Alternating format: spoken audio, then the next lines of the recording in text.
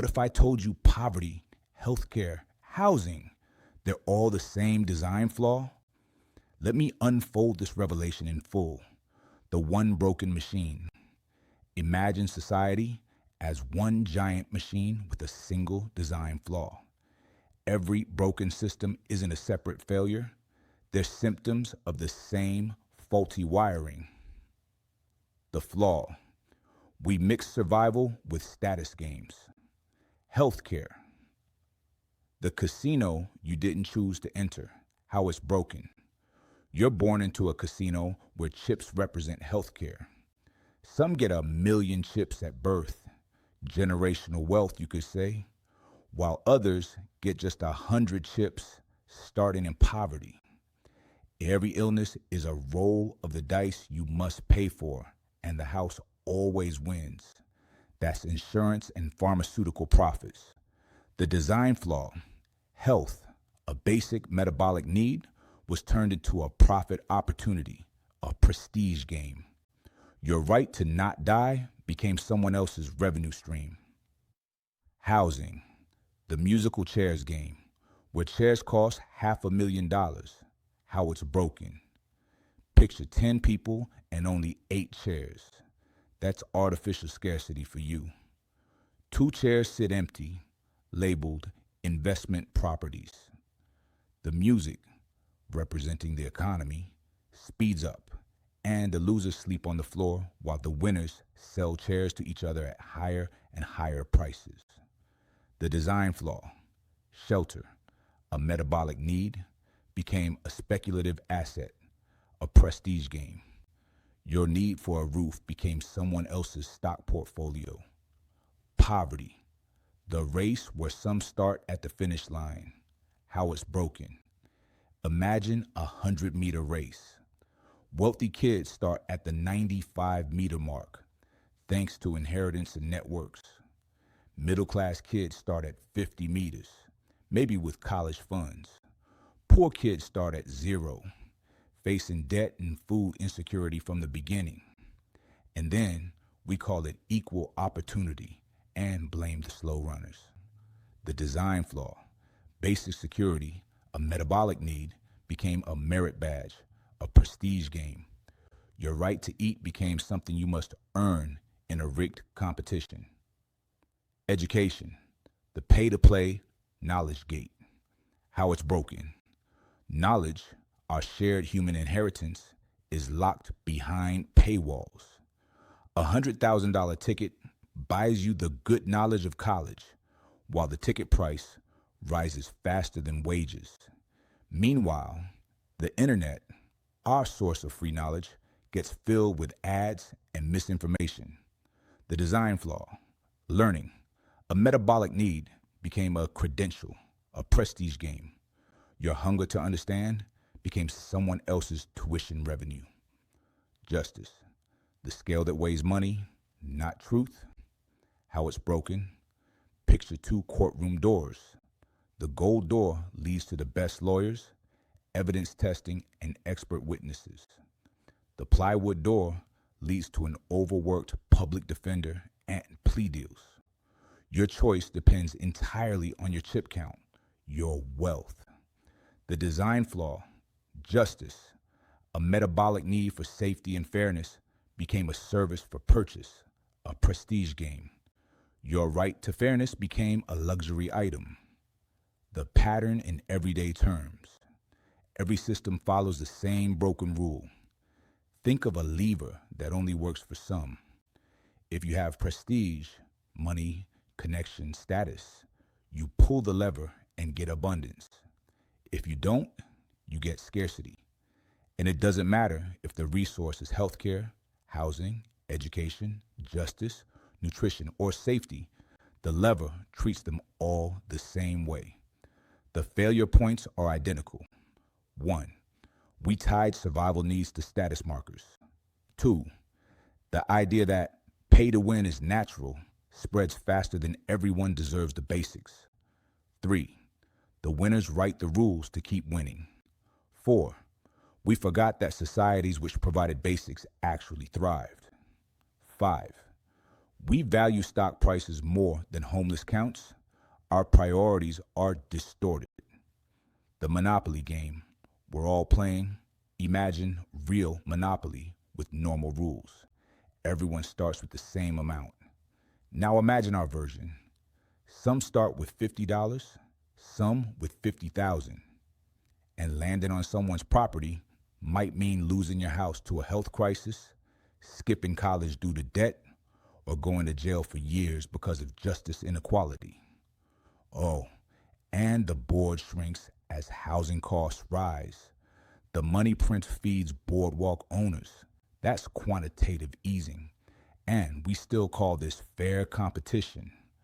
We're not playing different games. We're all on the same broken board.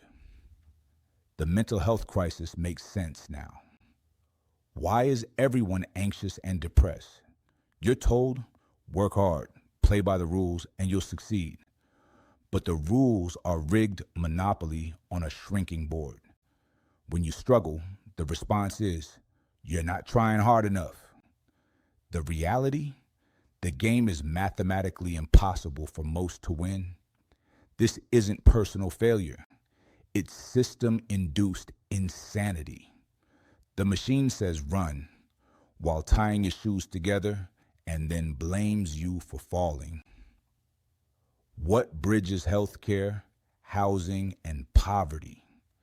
The same three wires connect them. Wire one, the profit from pain wire. A sick person is a customer. A homeless person is a profit opportunity. Think high rent shelters. And a poor person is a cheap labor source. Wire two, the artificial scarcity wire. We limit seats in medical schools, block housing construction, and keep wages low even as productivity soars. Wire three, the moral failure frame. If you're sick, you should have eaten better. If you're homeless, you should have worked harder. If you're poor, you should have made better choices. It's never that the system is designed to produce these outcomes. The single fix. We must separate the survival layer from the status layer. The survival layer, our metabolic, automatic rights, includes basic health care, nutritious food, safe housing, quality education, a clean environment, and legal representation. The status layer, earned perks, includes luxury healthcare plans, fancy restaurants, vacation homes, Ivy League degrees, yacht clubs, and high-priced lawyers. The rule is simple. You cannot buy survival with status, and you cannot lose survival without status. How it works. An automatic floor catches everyone. Every human gets the survival layer automatically, like breathing air. Status games continue above. Work, create, compete, innovate. And no one falls through the floor. Even losers in status games survive. What changes immediately with survival separated? Medical bankruptcy disappears. Homelessness disappears. Working poverty disappears. Student debt slavery disappears. Cash bail injustice disappears. Wage slavery disappears. You can leave bad jobs without fear. The status games become actually fair. You can pursue entrepreneurship without fearing healthcare loss. You can change careers without risking your home. You can pursue education for the love of learning, not under debt obligation. We get actual meritocracy instead of wealthocracy. The circus we've normalized. We've built a circus where trapeze artists, our workers, perform without a net, meaning no safety net. The ringmaster, corporations, sells net insurance at high prices. Some fall into poverty, death, homelessness. The audience, society, blames the fallen for poor technique. And meanwhile, the ringmaster buys another yacht with insurance profits. The design flaw isn't the falling. It's building a high wire act without nets and calling it entertainment. The beautiful truth. This isn't radical. It's how we already handle so much. Fire departments don't check your credit score before putting out fires.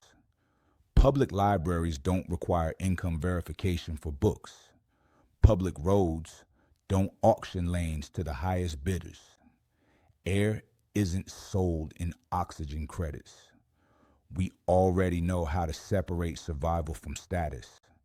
We just stopped applying it to new areas. Your new conversation starters. Why do we have fire departments for all, but healthcare only for some? We don't auction lifeboats on sinking ships to the highest bidders, so why housing? Your right to breathe isn't based on productivity, so why is food different? We remove paywalls from water fountains, so why not from knowledge? Justice means for all in the pledge, so when did it become for sale? The North Star, the principle. No one should profit from another's basic survival needs. Not landlords from shelter scarcity, not insurers from health desperation, not colleges from knowledge hoarding, not employers from wage desperation, not prisons from incarceration quotas. The redesign, automatic provision of basics, vibrant competition on everything else. The final realization, poverty, healthcare, housing, they aren't separate problems. They're different rooms in the same burning house.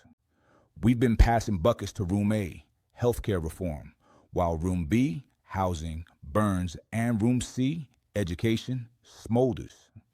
Instead of fixing the wiring that started the fire, the wiring, survival tied to status. The fix, cut that wire. The result, a society where creativity flourishes above the safety net, instead of desperation festering below it. We figured out sewers so cholera wouldn't kill us. We figured out electricity so darkness wouldn't limit us. Now, we need to figure out social architecture so scarcity doesn't define us. The blueprint is here. We just need to read it.